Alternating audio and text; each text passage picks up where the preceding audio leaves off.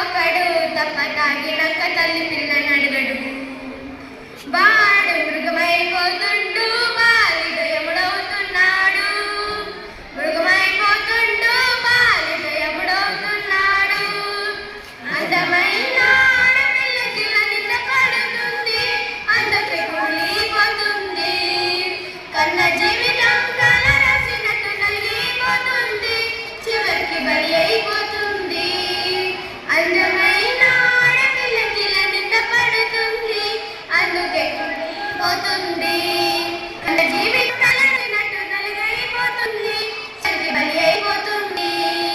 అవసరాలకు ఆడది ఆట బొమ్మైంది, అలనాటి నుండి నేటికి బతుకు భారమైంది.